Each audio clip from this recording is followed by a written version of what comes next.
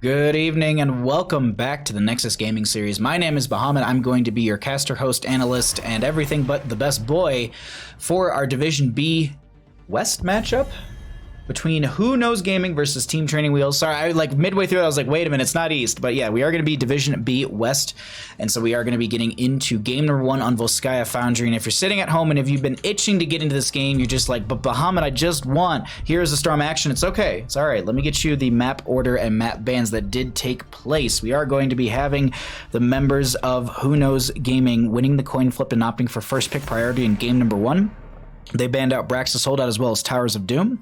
Team Training Wheels is going to be banning out Sky Temple and Battlefield of Eternity. And since they took first pick on the opposing side, map pick will be the priority for them, and they're going to go ahead and grab Volskaya Foundry as our first map of our last best of 3. Let's get back into our draft and find out that we have a Kel'Thuzad being banned out right now, as well as a Garrosh and Sylvanas on the left-hand side. Sylvanas on Volskaya Foundry is really, really powerful. She's able to do so much with the buff that she can bring to the turrets with the Mercenary Queen, as well as her overall raw push power with the black arrows to be able to lock down the towers. So I don't blame them whatsoever for getting rid of that. Her scaling on a map like this really works out well because you have that Festering Wounds, also the Shadow Dagger, the Unfurling Shadows at level 1 that allows you to stack up. And if you get that Festering Wounds at 7, you can tag everyone with the Banshee, the Haunting Wave, and then you can get the Shadow Dagger value. 1 second. Okay, Mephisto will be the ban here on the right-hand side, and a high priority under the ETC coming out from the members of Who Knows Gaming. Team Training Wheels is going to have a 1-2 punch themselves. We could be seeing something along the lines of an Ana here very early with something like a Mage, like something like a Jaina or even a Kael'thas, but I don't... we're in Division B, so I still feel like we're going to be getting some of those upper meta heroes, but Division B kind of makes its own meta in a sense, as I was discussing last night. Joanna, a hero that I actually overlooked. I thought it was actually banned out for some reason. We do have the Joanna picked up with an Orpheus. They're going to grab their Mage as well as their main tank, and I like that quite a bit. It's going to work out for them. They've got some good damage. They're not really showing their draft either. They're not saying we're playing control, we're playing aggressive. We're just kind of, we've got some good core heroes thus far. On the opposing side, it's going to be the ETC already grabbed with a Lucio and a Jaina. The Jaina ETC combo is going to be really strong. Look for them to maybe grab a Raynor so that they can have more sustained damage, and also with the Raynor Lucio, that means you can also chase and sustain damage. So I would actually be looking for the Raynor ban coming out from Team Training Wheels here, just because of the fact that I wouldn't want to deal with that. Hyperion is also a really strong sieging tool. Even Rainer's Raider does offer you more, as I keep saying, sustained damage. It's just a very powerful tool overall for a team. Something like a Greymane could be considered as well, because it does kind of dive in with the ETC. Gonna get rid of the Rexar. They don't want to deal with that in the solo lane. Seems like they might have someone on the opposing side that does play that, as well as a Kel'Thuzad or Mephisto. Ana will be the ban, as they don't want to deal with that, and that makes a ton of sense. With the Orphea potentially getting nano boosted, with the healing mitigation into Lucio. The big thing to note too is a lot of Lucios go into reverse amp at level 4, if I'm not mistaken. I might be wrong, it might be 7. Either way, once you do reverse amp, you kind of have this giant AoE pulse around you, and it's very apparent to both sides. Ana looks at that and says, that's an amp it up, gonna throw a biotic grenade on that and mitigate your healing. So I really, really like that ban coming out from the members of Who Knows Gaming, as there's actually gonna be the Raynor picked up on the opposing side. So actually they're gonna ban out the Rexar and steal the Raynor away. Sorry, I'm just stretching and also trying to scratch this one part on my foot. We do have this Blaze, which is gonna be strong for the solo lane. They don't actually have their solo lane yet. They could go into a Malthael, but that's gonna leave them with a bit of a weak front line, because they still need some extra damage with the Jaina. They could look for a Phoenix and then maybe go into a Leoric. I actually think that could work out really well for them. There's the Leoric. I like the Phoenix, but actually going to be going into Tychus. So they're going to be going for some percent-based damage with that Tychus. And it's not a bad idea. Commandeer Odin is a very strong tool to be able to siege and anti-siege. You have Draken Laser Drill, which it has zoning potential, but I don't think we're going to be seeing that. I think the Commandeer Odin is so much stronger. Last pick coming out from the opposing side. They do need a healer here.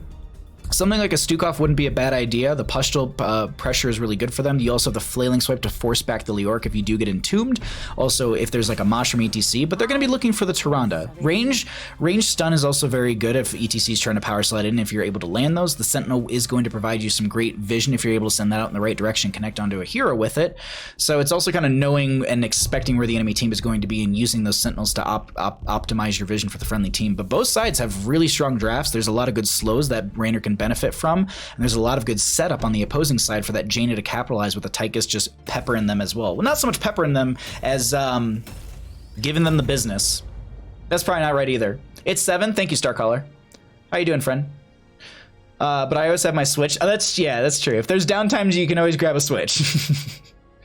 I got back just in time from dinner. Dinner equals coffee plus, oh god, I don't know what, I know that word, but I don't know what it is. Like, it's just, brittle cookies.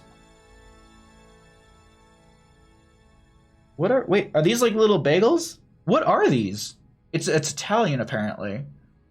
It's a corn cookie, huh? Or Mexican flour cookies. Okay. Oh no, this is Hispanic food. Sorry, I thought I saw a little Italian flag. No, I'm completely potato. Italian flag isn't even in that direction. That's very rude of me. I ate a bunch of sushi late afternoon. Wanted something to refill my belly. Is a type of cookie pastry made in pinot flour. Really hard to describe. It's firm, melts in the mouth, and has a crunchy texture all the while. That actually sounds really cool. I'll have to try those out. We have a lot of Mexican markets up here that I might be able to find that at. That actually, like, I learned something today. But speaking of learning stuff, we got ourselves a game. Let's go ahead and get on into that. On the left-hand side, we got the members of Who Knows Gaming. Crazy Bits, excuse me, Crazy Buttes is going to be on the Lucio. We have Lupus going to be on the Leoric. Mezos is going to be on the Tychus. Wolf is going to be on the ETC. Shin Kargan, I think, is going to be on the Jane, and that will be the members of Who Knows Gaming. On the right-hand side, we got the members of Team Training Wheels. Lampico is going to be on the Blaze. Honey is going to be on the Tyrande. Ide is going to be on the Juana. We have Gigglesmack going to be on the Orphea, and Confused will round out their team on the Rainer. Let's go ahead and get a look at level 1s. We actually have Neural Stim Pack for the Blaze right there at level 1. No new habits for them, so not looking for any sort of self-cleanse with that once they get the 15 regeneration globes, and also getting cooldown reduction on top of that for the Pyromania. And that's actually a big factor as well. The Pyromania cooldown reduction gets you, I think that's just such a strong ability, and also just having some sort of self-cleanse when you have slows from Jaina, slows from Leoric, potentially mosh pits and power slides, and CC coming in from the ETC as well. So just something that I worry about looking at this, but we'll have to see as the game does progress. I yesterday was saying that regen wasn't going to be having good drafts, and I didn't think they had enough damage, and boy howdy was I proven wrong. So the caster curse is very real on this channel. I cannot make full decisions. I have to play this kind of on the fence with everything.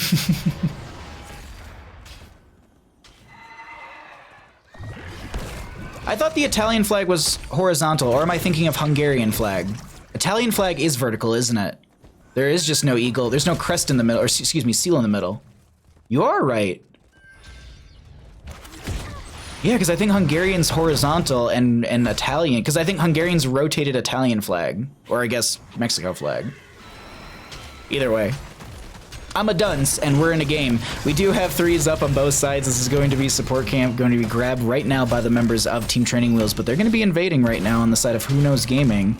Who knows if they're going to be able to steal this away, but we have our first engagement popping off over this. Jonas stepping up to the point, ETC trying to stay here. I don't think they have another face melt for a couple seconds, and so they're going to be forced back. That's going to be a little bit of poke coming out from the Orphea as they do drop the fortification camp on both sides, but they get the kill onto Jaina. First blood going over to the members of Team Training Wheels, and the members of Who Knows Gaming losing one and also losing the biotic emitter right there. Peeking down into our solo lane matchup between Leoric and Blaze. I just want to see how this is going for them, because we did have that engaged, so I don't think we're going to be seeing another one between the rotation teams in a minute or two, because the Jaina still has to get in the lane, and they're going to probably play safe for a little bit, because actually I was just about to say, because they need their mana addict done at level 1. Didn't even go into that. Went into I'm trying to remember the talent off the top of my head. Winter's Reach at level 1, and then Frost Shards at 4. So just full poke build from this.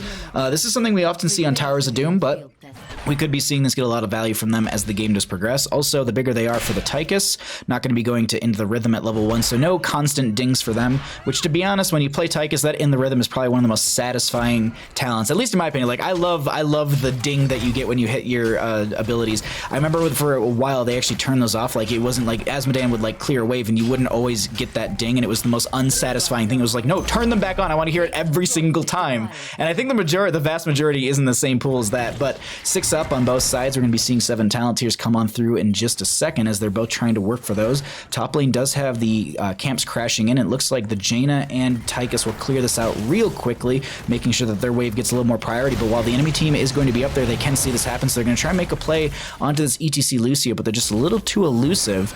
Speaking of things that are elusive, in this bottom lane, Lompico did tap the well, and it seems like they're going to be able to get right out of there. Now we have this engagement still popping off between the two teams over control point A with 7 talent tier on the side of Team Training Wheels. They force them away and continue to see, collect more charge in their favor. Holy crap, Weenus, thank you for the host of 22 and the raid of 23. Thank you for bringing all of your friends over here as we continue our push for that Twitch partner goal and the delicious, delicious check mark. But thank you so much, Weenus. I really appreciate that, my friend. I will resend your alerts when we get out of this game. I hope you had a wonderful stream. If someone who has a sword in chat, or maybe even a VIP, because they might be able to do it, if you could do a shout out for Weenus, that would be super, super delectable. Wait, I should honestly just mod Weenus right now. But I feel like that's probably the smartest thing I could do. Thank you for the 69 bits, Weenus. I really appreciate that, friend. 7-8 in levels. Gotta keep those partner numbers up. Thank you, yeah, Ektar. Thank you so much, Weenus. Seriously, I can't thank you enough. As we get a huge fight breaking out, Leorc's the first one to go down. Wolf is so very low as they're gonna get picked off as well. Lucio's able to get the push off towards the friendly gate, and that is going to be the point held over and 2 more kills in favor for the members of Team Training Wheels. This is definitely a Trigger Protector going over in their favor, but actually, I'm calling that wait, Leorc, you are spawning right in the middle of the enemy team. Okay. They have the Wraith walk out immediately, but it was just like, that Jimmy's gonna put some pepper on you. He's gonna season you up a bit. ETC is gonna be back, and so this is what I meant by they're gonna. I have to redact my own words. I think that's the right one right there. As I was saying that they'd have this, but ETC and the death timers weren't that low, so ETC is able to get back on this point very, very quickly, and this is going to be still an engagement popping off between the two. A great power slide might solidify a kill for them. Lompico is so very low as they're not able to get out of there. Leorc will be traded out. ETC going down as well. Leorc is, and this is actually, that's the reverse amp I was talking about in the draft, and the Ana being able to counter that. Same thing like Decker Cane Emerald is definitely an option right there, but Ana Biotic Grenade is going to be a little bit more useful. I think it actually might time out on just about the same as the Amp It Up, if not even less than that. But Weenus, thank you for the 69 bits, my friend. I really appreciate that. Is there a silly Brightwing emote? Yeah, in the game. Also, by the way, I added a bunch of, I added a crap load of better TV emotes because I decided that like $4.99 a month is not that much to get 50 slots. So if you have any suggestions, please by all means throw them in the Discord channel or tweet them at me or DM me or something. Obviously, I will not see them right now, but we have a ton more that we can add. I think I got like 15 in there right now. Just realized that this team overlay doesn't show team logos. It does not, because I do not use Soothsayer. I am too nervous about using someone else's program because I fear that one day they will stop supporting it. Nothing against Valendrith or anything like that. The guy makes an amazing program. The guy absolutely kills it. But it's just one of those things that I've got my little setup here, and it works. It's simple. It's simple. I can't have too many things going on because then I get a little too distracted. I already am enough. Either way, first Trigger Protector will be going down, getting pretty much what you'd expect value-wise. You're going to be seeing the front gate in the wall going down there. The front gate in mid lane was taken out as well. Arrow, thank you for gifting a sub over to Papa. We're going to go with that because I cannot read that quick enough. But thank you for gifting the sub over to them. Thank you, my friend. I think it's Papa Pathetic. I think that's what it is. I also do not use Soothsayer. I understand it. It's a really good tool. I absolutely, as I said, Valendrith did an amazing job with that entire program and how they update it and keep it up to date. But that's the thing, is it has to be constantly updated. It needs to be, there's a lot of factors that go into it, and if it breaks, then it's just I don't know. I'm weird about it because at the same time I bank on Aliobs, but even then if Aliobs goes to crap, I have an entire scene back up where it's one button and everything shifts down for the original layout that you do have in Heroes of the Storm. We just don't get this really nice fancy bottom lane thing, or bottom stats thing. Is the Ring of Frost comes out, a Biotic Emitter as well, and Tomb is going to be connecting onto one. They get the Jaina for the Orpheus. Starfall still going out as the ETC will be picked off by, I think, the Starfall. It actually traveled outside and followed the ETC right there, so a 2-for-1 in favor for our red team. Team Training Wheels looking confident right there. Draken Laser Drill was the choice for that Tychus, so they do have that for these sustained fights, but on a point that's going to be zoning more or less than actually getting you value. Well, you never know. I mean, that Leor could entomb someone, and that laser might just be lasering them in the face. That's what I'm gonna stick with, that one. Lasering them in the face. I use Ace's program. Isn't that the same thing? Doesn't Ace and Falendrith work on it? But I thought Falendrith did all like the stats update constantly for it. Unless it's just Falendrith doing the stats updater. I'm not 100% sure on everything. I swore that he was the one who made it.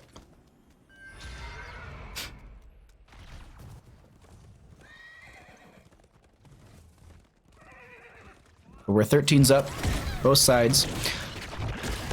Nothing really too out of the ordinary when we see heroics. We do have the Rainer's Raider for them, so not going to be having the Hyperion coming in to push in a little extra, but at the same time, the Raider is just more sustained damage, and it makes sense.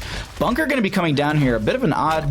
Oh, that's an Entomb. I don't think Lumpico makes it out of this one. They're going to try and just play into the Leoric, but the Entomb is way too long. They end up going down. Meanwhile, over here, the Crushing Jaws was used. Jaina's going to be going off. Tyrande took a ride in front of our screen right there. Actually, might have been Blaze. Or no, excuse me, it was Tyrande because Blaze is in the bottom lane. Giggle Smack is so very low. Do you have a grenade? Actually, this is a Tychus potentially trading this out.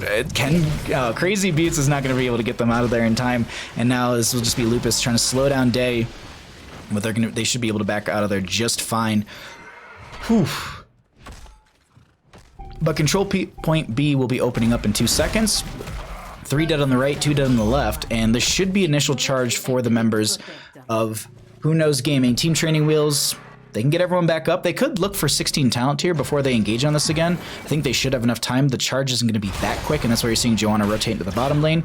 We see ETC clearing out mid as they want to close that experience gap. Even though they got a couple kills, it still did not yield them an experience change. Like, they still are in that deficit by about a level, and now, as I said, 33% and rising. They've got a wave right here on top. This isn't going to be enough for the 16 talent here. It's going to be just shy, but hey, look, another one's coming right in. There's also a Bodic emitter up and available too, so they need to consider what they want to do here. Do they want to jump onto the point to try and go for the Bodic emitter? Seems like they're just going to force them off with just the talent tier advantage. Tychus rotating into bottom lane. They are going to see this as well. Let's actually get the vision for the red team, so that we're actually seeing what they're seeing currently, and this is ETC showing here. They're getting vision that they're on this camp, and that's a bit of a risky play, especially with the Tychus all the way in bottom. Ring of Frost going to be going out, connecting onto almost every single person. That will be the Blaze. Bunker coming out as well. The Jaina took a ride across the screen. That's going to be mosh pit from the ETC, but it's zoning more or less. There wasn't any sort of big burst as well. That's going to be Tychus still in mid lane, soaking up, trying to close that experience gap, but they just actually extended that, I think, a little bit with the 3 kills they just got, almost making it a 4th, but they jump back over to the point, and this will be charge going back over to the members of Team Training Wheels. Once again, as I said on Control Point A, they should be able to contest this on the side of Who Knows Gaming. Death timers are not that long. Leoric up in 0, Jane up in 9, and 15 seconds on the Lucio. If they're able to get this Triglaw Protector, they can get a lot of value with it, but it's going to be another team fight before they're able to do that. Oh no, they're unrelated? Okay, sorry. I thought that I was complimenting the wrong person. I felt like an ass. I thought Ace made it, and I was talking about how Falendrith is doing such an amazing job, and I was like, wait, uh-oh. Okay, phew! Sad mosh, a little bit. A little bit. They back off of here, and this is going to be the members of Team Training Wheels grabbing the second Triglaw Protector of the game. I want to say something really, really quickly. Can I... Oh, Celexia, I missed you as well. Hi, sorry, I missed people in chat when Venus raided over. If I did not say hi to you, my rudeness, sorry. Thank you for coming by. And Venus, once again, thank you so much for the host in the raid. That's so nice of you. Thank you for helping us push towards that partner goal consistently, as we have the Triglaw Protector coming in through mid lane, gonna take out just that last tower right there. Wolf looking for a little aggression on today, not gonna be able to find it. Leoric is using the Wraith Walk to mitigate some of the damage coming out, as they do have the ominous Wrath coming out from them. And that is going to be 50% of the damage done being reduced, as I thought Lupus was going to be going out right there. And actually, they will be getting smooshed by the Triglaw Protector. This is now going to be taking down a mid lane fort. I believe they got top lane during this as well. Actually, they might not. No, the Raider will get it. They have enough lingering damage in this lane to be able to finish that out. But a wave is kind of crashing into bottom. They could consider rotating down here with the Leoric dead, or now they're just going to be splitting Blade. Yeah, they're going to be backing off and just going for camps. Orphea was looking to push this up immediately, but I think it's just a little too risky, and they're playing I mean, Leoric can cheat death as well, so they'll just respawn right on top of you. So I think this is the smarter play overall. They got as much value as they could get during that Triglav Protector phase, and they still have periodic pressure coming out through the catapult through top and as well mid. They're going to grab some more pressure to add into the top lane. Now, this is very, very early. I would actually expect them to do this a lot later, so that way they can get this before control point C. It works in the same faction as like the Null camp on Alterac Pass or the Shaman camp on Battlefield of Eternity or Infernal Shrines. You're able to get the enemy team distracted for a couple seconds while you're able, well, then you can maybe press up onto the objective. As Shin was in a bit of a rough spot, but they used the conveyor belt to their advantage, playing on that far side and just saying, well, I'll make an aggressive rotation towards the enemy side of the map, but hopefully this will get me away from anyone trying to step up. And they also have to run in the, obviously, the wrong direction on the conveyor belt, which slows them down. Bit of a back and forth, or I mean just a split at the start of this fight. Power Slide from the ETC was looking for a mosh, but not going to find one. Entomb going out, but connecting onto the majority of the friendly team. They actually don't drop the Entomb, so that keeps Tychus back for a little bit. A lot of damage coming out. Orphea going to get a Crushing Jaws in as well. Going to get a chomp onto ETC. Lucio going down. Blaze going to be traded out as well. Draken Laser Jill's just shredding through a couple of these players. Shin is very, very low on this Jaina, but they're able to back out of here, gonna get rid of the fortification camp. And meanwhile, while this fight was happening, the camp in top lane plus the catapults are pushing in. They could look to actually capitalize on that further, but I think they're just gonna try and open up bottom lane, making the next objective phase for the enemy team a lot more difficult. He just wanted a dance party? Fair enough. Fair enough. I don't think they get 4. They're gonna soft push this, but I don't think they're gonna be able to confirm 4. The enemy team should be able to rotate down here. Actually, no, they might be getting 4. The enemy team won't rotate down quick enough for this.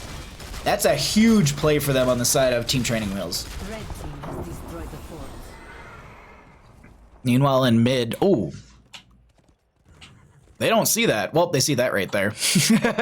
But I was just like, wait a minute, did Leoric get scouted out? And I think they were just scouting out for the friendly team, as this is just going to be the biotic emitter going to be fought and picked up by the members of Team Training Wheels with their 20 talent tier advantage. Actually going to be seeing the Blessed Shield upgrade. So Blessed Shield, so the bounce is increased by 2. Duration is increased to 2 seconds. What is it initially? 1.5? Stunning them. Oh my god, a 2-second stun. Dear frickin' Lord, right? Increased to 2 seconds, and all targets hit are stunned for the maximum duration. Take control of it. Jesus.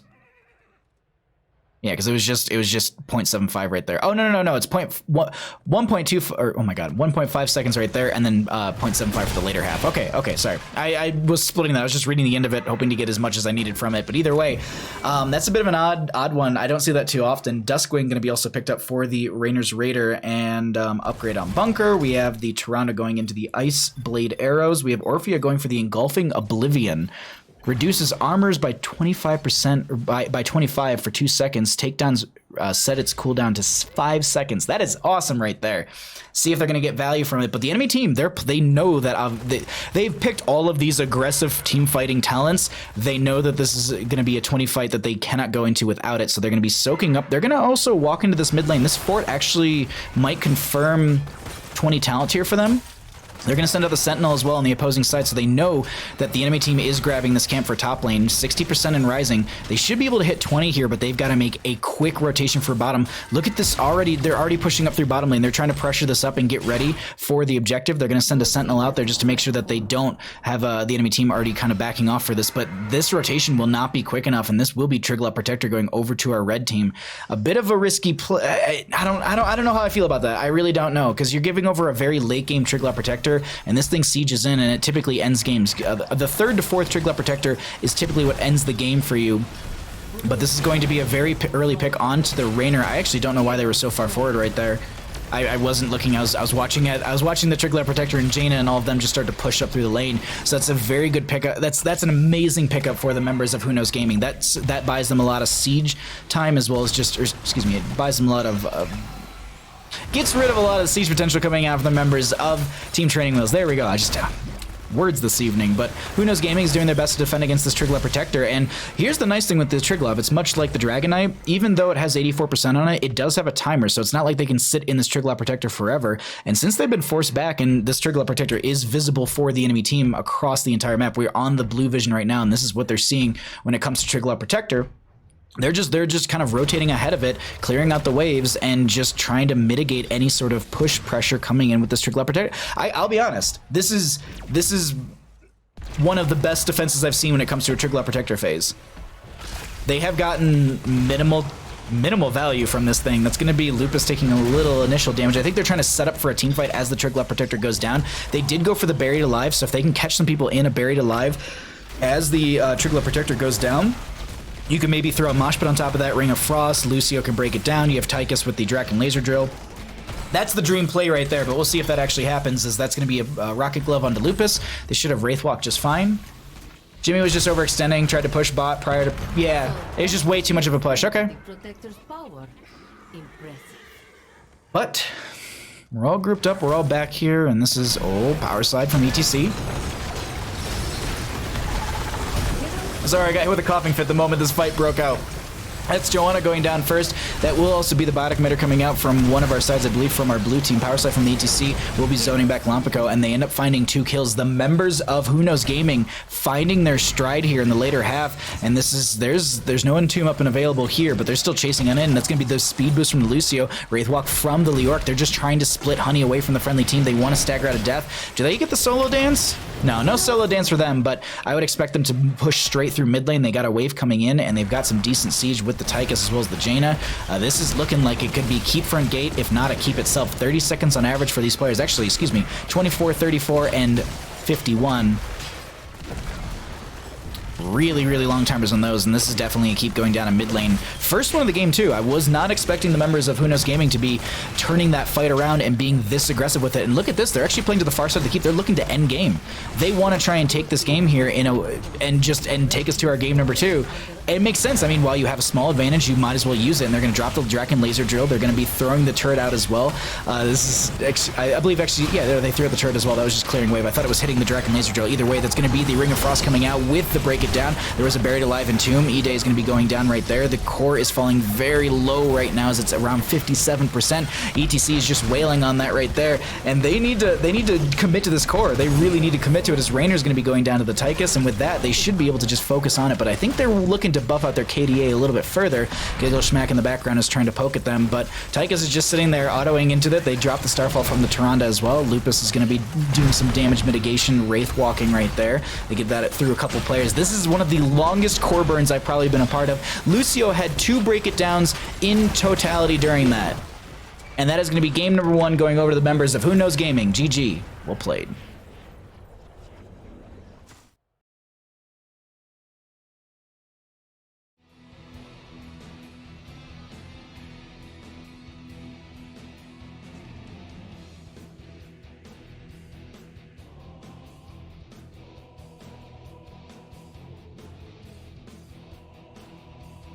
Whew.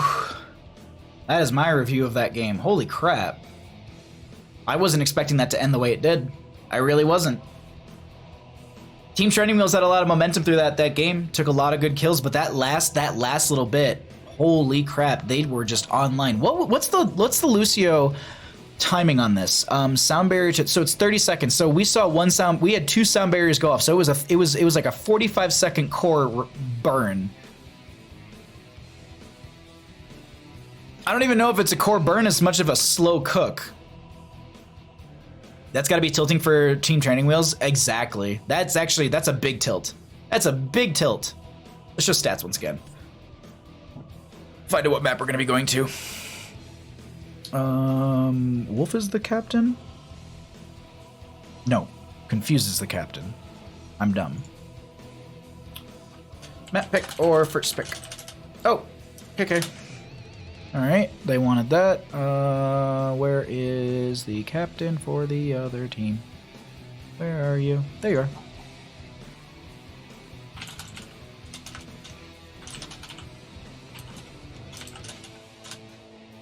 Alrighty, let's pull it on back to Bandit and I. He is just so comfy. He's just so comfy. Just peepo comfy in chat. That's all it is right there. Look at that. Look at that little peepo comfy. Alrighty, let's update our score as well as update our map pool. Figure out where we're going to be going to next. Okay, and they wanted first. That gives them... Yeah, that makes sense. Lupus don't mess around, seriously. What is Zoop in the scoop? What's up, Eminem Hitman? Okay, cool.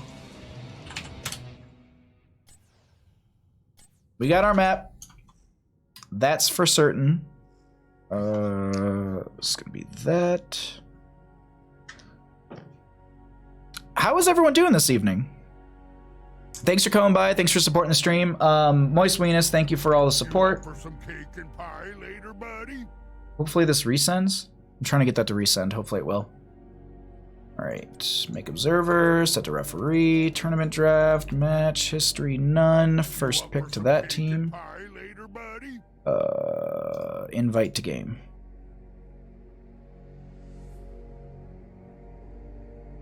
Oh wait, did I write this backwards? Yeah, I did write this backwards. Nice work, Bone Daddy. Okay, hold on. So I need to update stuff in the background because I wrote that backwards. That was won by them, and this is going to be picked by them. Oh no, I did that right. I potatoed at the end. Still working? No, still working. Contrary to House MT, I believe this was Lupus. Wait for them bits? What bits? Will this send? Will the gifted sub go through? I don't think it does. For some reason, gifted subs won't replay on channel, which is annoying. Because I'd love to give credit to Arrow for gifting that sub, but stream doesn't want me to. Swap team, that's all good. Let's go. I love that whenever I invite people in. So if anyone doesn't know this, if you've never done lobbies or anything like that, when you join a lobby, I always pull in one team, and it always forces the last player to the opposing side. It will fill four players on one side and then kick one to the other side. And then every single time, like, I always get a message just like, Bahamut, that's our last player. It's like, well, yeah, I know. Like, of course I know it's your last player. But here it's always fun because, like, people are just like, they're saying like Shin to us, and then Shin literally goes, no, I am my own captain. And then when I moved him over, it was just Caps, no. God, okay. All right, we're all set here. We got everything going. Thank you for joining me. Thanks for hanging out, everyone. And once again, thanks, Weenus, for the Moist Weenus gave 69 bits. I did get that. I did resend that. Hold on. Where's Moist Weenus in my chat? Where you at, Moist Weenus? Let me give you powers. Enjoy your powers, Moist Weenus. Enjoy your sword. Alrighty.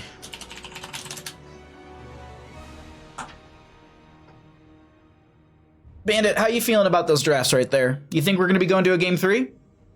I think that Team Training Wheels can take us to a game 3.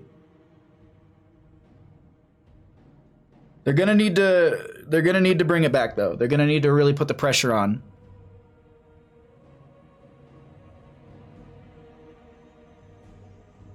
Okay, we got one ready. And we'll get going into this game once we get the other ready up from the other team. Is my plate hot?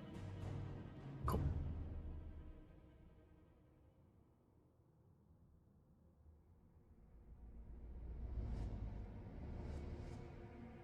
Moist sword, yes. He's got the Weenus sword. Oh, on the note of actual streams really quickly, tomorrow night I'll be back once again casting through my normal schedule, because obviously it's Monday through Thursday. We are going to be starting stream at 6:30 PST, and we'll have one best of 3 at that time, and then at 7:30 PST we'll be having another best of 3. So 2 best of 3s tomorrow night, starting at 6 PST. Obviously follow here if you'd like to see those. It's going to be a Division C matchup and a Division D matchup. Going to be seeing some fun metas. Going to be seeing a lot of great play. I hope you all swing through those games. They'll be really entertaining. Alrighty. Alrighty, everybody, let's go ahead and get into game number 2. And let's go ahead and jump on over to our draft, as we are finding ourselves here on Tomb of the Spider Queen. Welcome back to the Nexus Gaming Series, everybody. My name is Bahamut. On the left-hand side, we got Who Knows Gaming. up 1 in our best of 3 series versus Team Training Wheels, who are going to be down trying to take us to a game number 3. This is going to be Tomb of Spider Queen for our second game, and I'm sure you're sitting at home trying to figure out how we got to Tomb of Spider Queen. As Questley, thank you for the follow. I appreciate that, my friend. Glad you're enjoying the stream. Let's go ahead and jump over those maps real quickly, get an idea of what those look like. The home team originally was Who Knows, or I guess it still is the home team. They're going to offer first pick in game number 1 as they won the coin flip, unlike Kaimo Tripson. Braxton Soda and Towers of Doom were banned out by them. Sky Temple and Battlefield of Eternity were banned out by the members of Team Training Wheels. Volskaya Foundry was the first map chosen by them. They lost that. They opted for first pick priority in game number 2, so Who Knows Gaming is going to opt to take us to Tomb of the Spider Queen. Let's go ahead and get back into our draft and check out what this is going to be looking like, as I totally know how to swap screens just perfectly. Mephisto going to be the first one to be banned out here on the right-hand side.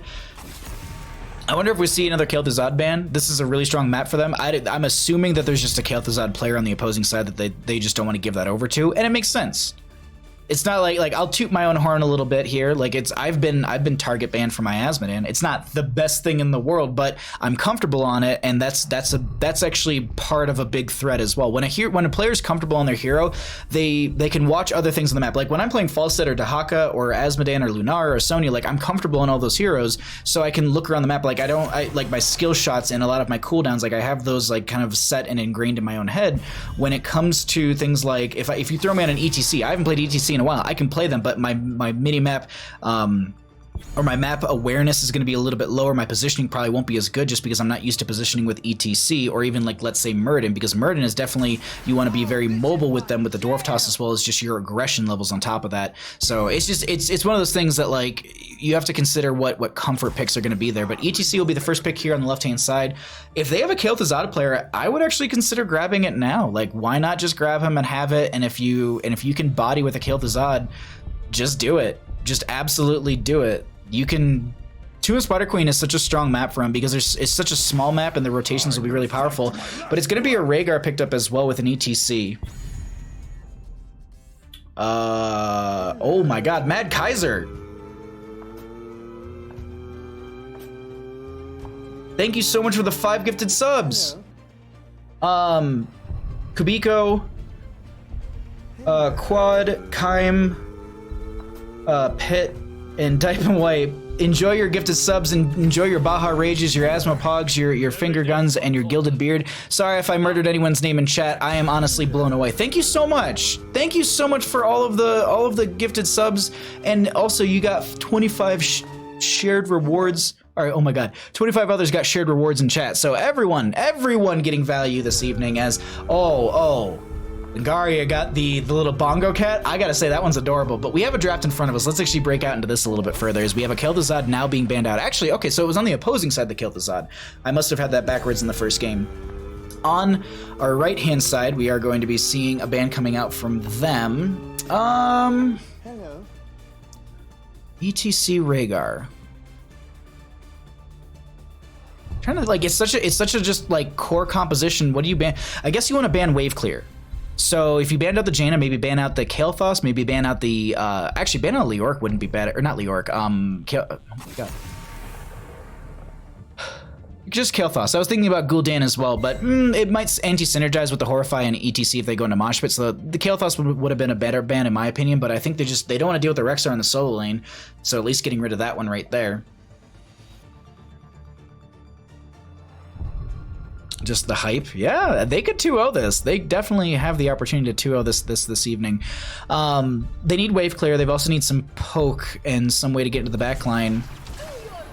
Okay, so Yrel for the solo lane, Gul'dan for their wave clear. I don't know how I feel about the Gul'dan, mostly because it might anti-synergize this ETC, but they could go stage dive, so that's always an option as well. Is Mecha Yrel skin banned? I don't think so. Skins?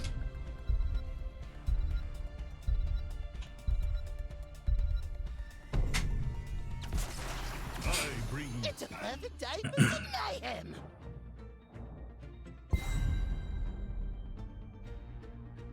Sorry, I'm just making sure that everything's good, because they were asking about this. Chen gonna be picked up on the right-hand side with a Junkrat as well. So that's a main tank Blaze, off lane Chen, Into a Urel. I don't know how I feel about this Chen because it actually can get Tyrael Cuddle. Yeah, it all mushed together right there. But Chen actually might get interrupted quite a bit from Urel. I'm excited to see how that solo lane matchup's going to be. Last pick though is going to be needing some more damage. They're actually going to go. They're going to go into double mage here. This is a little risky. Orphea.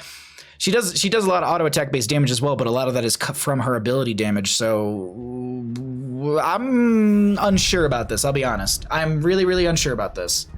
Mosh plus Rain combo. Excuse me, Wombo. Maybe? I'm not saying no to it because I've had teams literally tell me they're like, oh, Rain of Vengeance or Rain of Destruction is like busted powerful. And I'm like, oh, okay. They won the game with it. They won with it 2 games in a row. This was last season for NGS. I believe this was right after Gul'dan had the rework when, not rework, but I think he just had the, was it a rework? I think it was just when they had the heroic change for Rain of Destruction where it actually just became a cast time rather than a channel. I believe it's like a 1.5 channel or a cast time and then you're able to do whatever. But it was funny though because there was a lot of people who still took it because they knew there were changes to it but didn't realize that it was like, it wasn't a channel anymore, so they were just standing there. They would cast and just stand there and I'd be like, dude, do some stuff. We'll have to see here what happens at 10, but right now we're in our game. Let's go ahead and get into game number 2 on Tomb of Spider Queen. On the left-hand side, we have Who Knows Gaming. We're going to have Shin on the Gul'dan. Wolf is going to be on the ETC. We have Lupus going to be on the Urel. Mez will be on the Orphea, and Crazy Buttes will be on that Rhaegar. We got the members of Team Training Wheels trying to take us to a game 3 on the right-hand side. Honey going to be on the Lucio. Day is going to be on the Blaze. Confused will be on the Junkrat. Lumpico is going to be on the... I was going to say Stitches for some reason, is going to be on the Chen, and Giggle Schmack will be on the Hanzo. Let's go ahead and get on into mid lane and check out our level 1 talents here. Whew.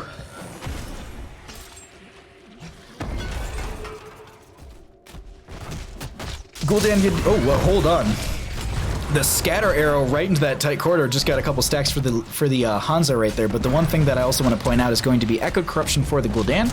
As the game progresses, that's going to be stacking out and getting quite a lot of value. When it gets the return steps, if you will, or just the reverse cast, that is really, oh my god, it's the poison damage that you have to be worried about, and that right there, this early, getting already 6 stacks in our first 40 seconds, that's a big thing. And I always harp on stacks from teams, but it's a big factor. Like 40 stacks on a Gul'dan, that takes quite a bit of time. So being able to get those done early and getting those angles is a skill in its own, and just it's a lot of practice. So it's just something I always want to try and highlight because that's definitely, it's not an easy feat to be already nearing a quarter of the way through your level 1 questing talent. At least in a lot of the games that I've casted, because obviously I go from division to different divisions. So obviously, you know, you look at heroic, yeah, you're gonna expect that to be done very quickly. You look at division D, C, and B, might be lagging a little bit behind in that one when it comes to finishing out that questing talent immediately. Lompico in this bottom lane is gonna kick around to the side of Lupus. I think they were trying to position for a Righteous Hammer to push them further away out of the lane so that they could be aggressive while the Chen was trying to drink, but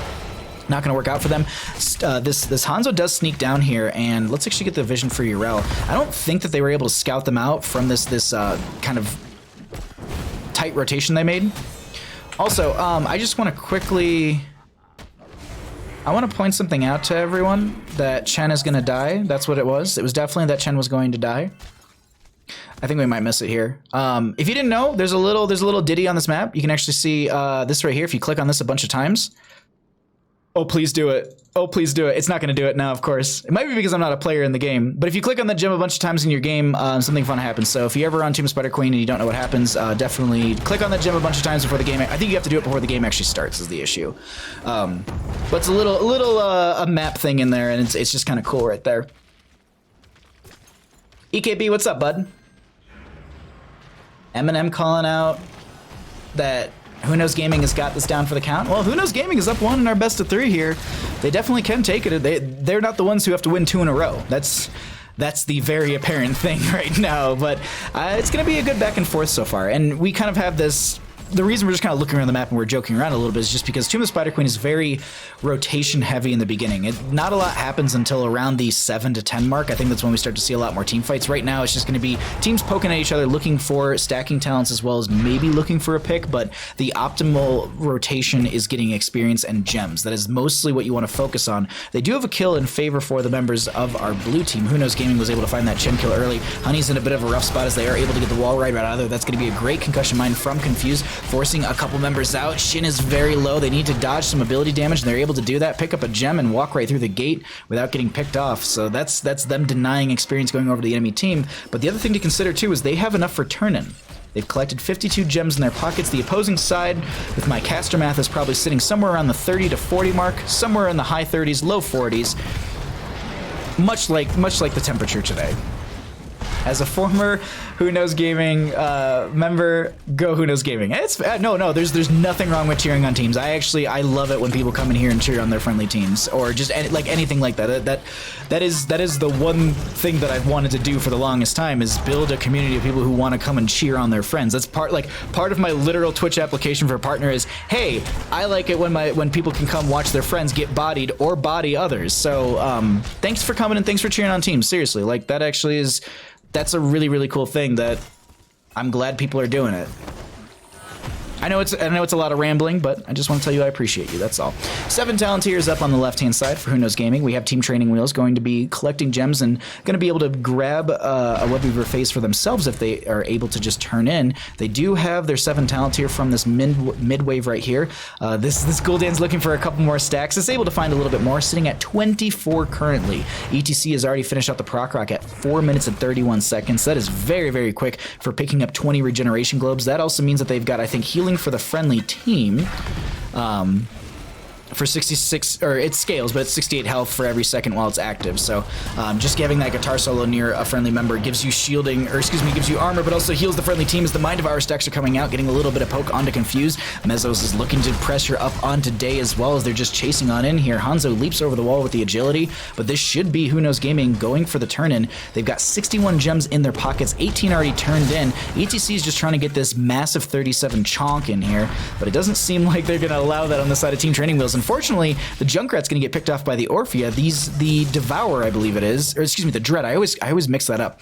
The Dread is going to be going through the wall and getting that last little bit of damage onto that Junkrat. Now, you can see them holding 7. I wonder if they're considering the Dirty Trickster value at level 7. But then they need to play into, I wouldn't say a sacrificial part, but yeah, the Chattering, the Sticky Wicket's still a very good talent. It was only nerfed by 0.5 seconds on the silence time. It used to be 2.5, now it's just the 2, and I believe I think it actually times out with the Steel Trap itself, because I think the Steel Trap holds someone down for 2 seconds. Let's learn as a team. What is the total trap time? Roots them for 2 seconds. So the Sticky Wicket was 2.5 beforehand. So they got rid of that. They got rid of that not overlap, because now it just perfectly overlaps. But Confused in a bit of a rough spot is going to be going down. And that will push them closer to 10s with the, I believe, first Web Weaver phase now coming through in favor for the members of Who Knows Gaming. They got their 10 talent tiers. They find themselves a level ahead the enemy team, and they're going to focus on this top lane pressure. The reason that being is because you can push in with boss a little bit later into the game with more Web Weaver pressure on top of that, or even just look for a boss to try to soft push the keep front gate. Here, I'm expecting them just to get the fort, at least with the momentum they currently have and the aggression through this top lane. I'm expecting a fort. Junkrat is back from death, but it looks like they might be managing mid lane. Lompico in bottom is getting forced back so much by Lupus that they actually have to hearth back completely. If Lupus was able to see this and get some sort of interrupt on that, that'd be huge for them, just to delay out the Chen from backing out right there. But here we can see that Gul'dan is sitting at 38 stacks on the Echoed Corruption 7 minutes into our game, as the Web Weaver in top lane does go down, but a healthy wave will be here with the friendly team. And this is, as I was saying, they're going to take down Fort. I wonder if they'll take out the sidewalls. The Rhaegar is going to bite into one of them. The reason I was saying the sidewalls is because here we're seeing the vision for Confused.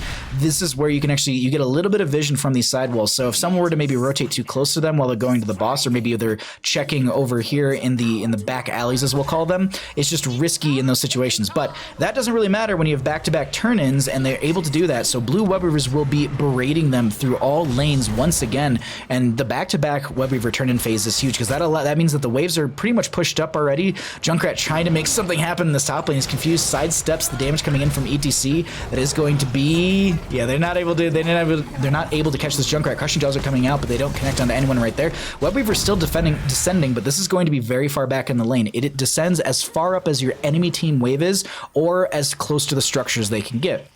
If you're looking at something like Garden of Terror, that one actually spawns up as far as your minion wave. So there's a little bit of a difference in some of these in how they work. But we have 13 talents here about a level away, and they're just going to press up through mid lane. We'll look for a fort there. Bottom lane fort already went down. So during the 2 Web Weaver phase they've had so far on the side of Who Knows Gaming, they're going to be able to grab 3 forts, and they're looking for a keep potentially. But even opening up this keep front gate is still a gigantic win because we are 8 minutes into the game, and they are threatening keep potentially. This is a massive momentum for the members of Who Knows Gaming, and Team Training Wheels just on the back foot constantly. They do have even Talontiers for now, and if they're going to try and take a fight, they got to decide, but they've got Web Weavers through top, mid, and not bottom anymore, but they're just, I think they're a little bit split, and they want to focus on managing these lanes. Unfortunately, while they're managing all these lanes, they're going to be losing a keep, and also the 13 Talontiers are going to be coming out in favor for the members of Who Knows Gaming, and that's going to be a huge arrow from Hanzo setting up a kill onto the Orpheo. Horrify did come out, separating a couple others. Crazy Brutes is trying to get out of here, and Sister healing onto themselves will save them for now.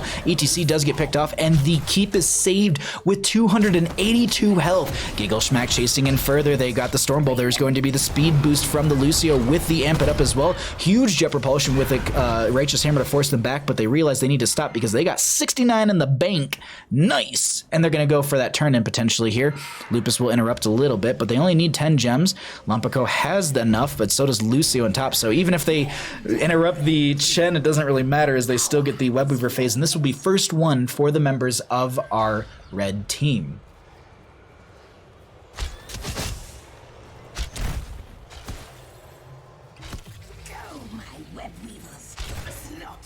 Ass Bish is, no, we can say that in my stream. Automod, please. Sorry, I missed so much what's happening in chat. Kriv, what's up, bud? Thanks for coming by. That's why I'm here, Bahamut. Oh, I don't know why I can't. I need to scroll up in chat. Delta, how you doing, bud? Thanks for coming by. Bring on the Mosh Horrify combo. Please no. Please don't. Please don't anti-synergize potentially. That's going to be Urel jumping out. That's going to be Power Slide from the ATC. Looking for a Mosh. Gets it onto one. Righteous Hammer actually keeps them inside of the Mosh pit. Junkrat going to be going down right there. Horrify does go out as well. A bit of an odd one right there, but they get the Junkrat kill, and they're going to be going for the defense on the side of Who Knows Gaming. That's actually a great pickup from them because the Junkrat without the Riptire for zoning potential and push potential is a great it's really good to remove the Junkrat because you don't have that ability. I can't think of the right words. Bottom lane Web Weaver still fairly healthy, going to be pushing in down here. Looks like mid lane engagement's still going to be popping off as Lumpico needs to back out. They took a lot of stagger damage right there. Storm Earth and Fire is going to be up and available. Enough to share is going to be their 13 Talontiers. You see that kind of clover around them. On the note of just really quickly questing talents before we look at some of the other stats, we do have everything being finished out questing wise except for the Dread from the Mind Devourer from the Orphea. Now I'm swapping them, but let's go ahead and look at some of the other numbers. As promised, we'll be able to see 16 Talontiers. That does end. And Urel clearing out lane. Web Weaver phase is up and available for the members of our red team. We'll just have to see if they're able to grab it. Gather their gems. Bring them to me. Okay, I didn't miss much. Hey, Kriv, how's your league night going? I hope you guys are bodying some fools. I don't know if you guys are doing rank or not. This is going to be camp grabbed on the right-hand side, and then who's got the majority of the turn-in right now? Actually, we'll check that. We're just going to do it this way. So it's going to be Chen and Blaze mostly need to turn in. Right? Do I have that right? Yeah, I do.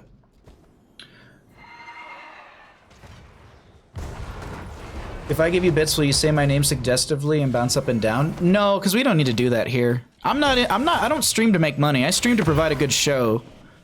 So, thank you for the offer, but that's not what this stream is about. 16 talent here will be up on the side of Who Knows Gaming. We are going to be seeing just a little bit of poke coming out from that Hanzo as well. Wolf and friends are looking just to force back the enemy team. Both teams do have enough for turn-in availability, as that is going to be the Blaze getting forced back with the Righteous Hammer. Chen going to be managing bottom lane, but as I said, they have enough for turn-in. They're going to be able to do that right here. This will be Blue Webweaver phase descending in favor for Who Knows Gaming. This is their third of the game. I believe fourth one overall in actual game time, but Power Slide from ETC, Crushing Jaws as well. Lampico getting bodied, and that's 30 gems gone. That is a massive amount of gems that they just removed. I still think they have turn-in. Let's look at this really quickly. Let's do some caster math. Yes, I think they have turn-in. If they have a little bit in already, I think they have enough for turn-in, but we currently have Blue Webweavers descending. Bottom lane, I think, will be the focus, as mid lane has a great wave coming in. I think there's already a catapult over there. There's actually 2 catapults in mid lane. We currently see 17 to 15 in levels, as they also have their Chen down for the next 12 seconds. Going to be having this Webweaver come in with the siege camp on top of it. Wolf and friends are looking for a keep. Lupus is going to be stepping further forward, trying to get that Righteous Hammer onto Junkrat, forcing them back into the friendly team. Not going to get the angle they need, but mid lane keep is down. Bottom lane keep is going to be down as well. They're stepping further forward here. Chen is back up, but it looks like it's going to be the core defense coming out from the members of Team Training Wheels. Storm Earth and Fire will be there a little late on the power side from the ETC. This is going to be a huge grouping. Riptire coming out from the Junkrat as well. They find a Gul'dan kill on top of it. That's going to be the Ancestor healing onto the Orphea. Webweavers are on core, but they're not sieging quickly enough, and I think those will be cleared out. Shielding might go down here, but I don't think they're going to lose their core. They lose 2 keeps, if I'm not mistaken. Top lane still being besieged by this Webweaver, and they clear out their lanes, they stave off the enemy team, but the one thing that they have to consider now is constant catapult pressure through bottom and mid. But no turn-in available for the opposing side. They still have turn-in for themselves here, but they still, oh man, losing that 30 gems, that's just rough go. Clutch is ready to form again. These ganks, this is wild. Wow, that was a really good Sonic arrow as well. This should be turn-in. Maybe. Majesties, thank you so much for the resubscription. Thank you for 3 months of support. Hitman, thank you for the follow as well. I appreciate that support, my friend. Glad you're enjoying the stream. Power Slide from ETC. Mosh Pit Crushing Jaws. They find the Lucio kill immediately. The Mosh Pit actually extends long enough where Blaze needs to get out of here. I don't think they have a Jet Propulsion to get out. Hanzo with a Mega Arrow from the side just to buy some time. Jet Propulsion once again from the Blaze. Red Webweavers are descending, but I would say these are defensive more than anything else. Lucio down for the next 28 seconds means that they don't have any healing, so the engagements are a bit risky here going into this enemy team, but they also did blow a lot of their heroics from their Wombo. There's no Mosh Pit, there's no Crushing Jaws, there's no Ardent Defender, I believe, right? Ardent Defender? I feel like I'm looking at that wrong. No, Ardent Defender. The other one, the Sacred Ground, it's basically like a small version of the actual animation she has. You're the best. Thank you so much, Eminem. I appreciate that. Nice Blaze Charge in the Storm and Fire. Root the yeah. Good defense by Team Training Wheels. I agree. Like that core defense that we saw a minute or so ago, really, really well played. But as I said, that Webweaver phase was more or less just a defensive. It's just buying time for them to, 1, get the Lucio back, and 2, find their 20 talent here. They're very far behind when it comes to experience, and we can actually cycle through the numbers once again. We'll see what the experience looks like. They're going to want to manage this mid lane, but they're also kind of showing in top. I don't know if they're baiting for boss. Chen going to be kicking out. This will be Lucio amping it up a little bit. Chen with enough to share. They are going to pull the enemy team in this top lane, but here's the thing. Watch mid lane on the minimap. Like, they need to manage that, or they need to take a team fight here. And if you're going to take a team fight, you got to go quick, because I think they are showing 2 in bottom lane. So you know that you have the advantage here. Chen, oh, that's a huge arrow onto the Gul'dan. They get the kick out. There's going to be the Jet Propulsion as well. Riptire, not even necessary, finds the kill, and that pulls the experience gap up a little bit in favor for the members of Team Training Wheels. No turn-in still available on either side. Actually, 4 gems away. Lampico is learning this time and saying, you know what? I don't want to be losing out on 30 gems, so I'm going to try and tune in. But Confused is going to be doing their best to turn in. They don't get it right there. There's going to be a boss play. That's going to be the Crushing Jaws as well. They find the kill onto Junkrat. Mayhem values coming out, but that's going to be the, oh my god, the Storm Earth and Fire at the last literal second. Crushing Jaws coming out again. That's gonna be the Mosh Pit onto so many members. Bunker over to the side, interrupted right there. We currently have the kick out from the Chen. I don't think they have much health once they actually lose the Storm Earth and Fire version, so they need to back out right there.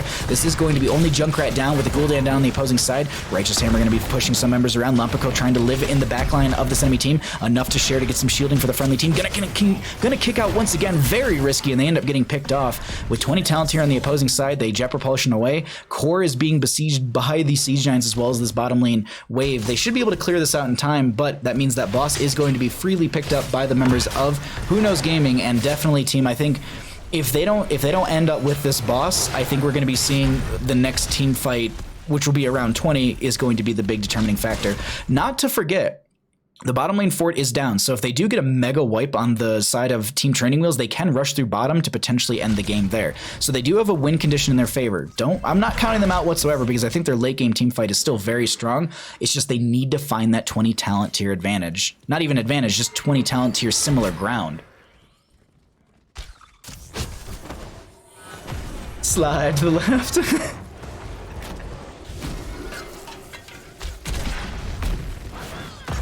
What's up, Miles? How you doing, bud? Boss goes through keep instantaneously enough to share for Chen just to buff out the friendly team initially. That's going to be a great Righteous Hammer, almost getting them into the stun. That's going to be the Crushing Jaws coming out from the Orpheus, but they have the stagger damage onto Chen, but they have 26 seconds until they have the Storm Within Fire. Riptire is going to be coming out as well. Chen going to be the first one to go down, but Gul'dan will be picked off as well. No 20 talent here on the side of our red team, as that's going to be a 1-for-1 trade. Boss is on core and is dealing significant damage. The enemy team is considering to step up with this as well. They're playing from the far side, and this is the one thing that I've noticed from Game Number 1. Who Knows Gaming seems like they're a little unsure about ending games sometimes, but here with this boss, with the kills that they've been getting, with the potential, yeah, there's Deathmatch as well. This is going to be game number 2 going over to the members of Who Knows Gaming. They close out our series 2-0. GG, well played. A fantastic series to close out our night, everybody. Yeah, I didn't think boss was going to end, EKB. I really didn't think it was going to end. Oh, wait, I got them over here.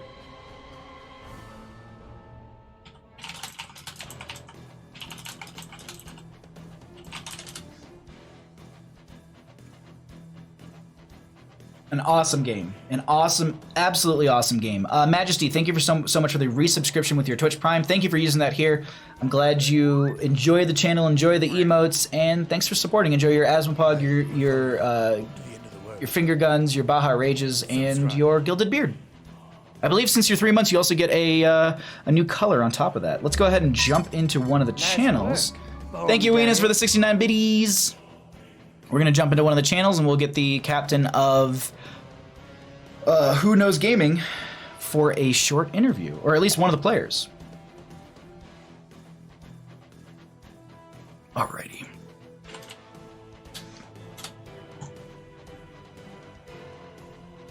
Okay. Let's update our team score as well. Oop.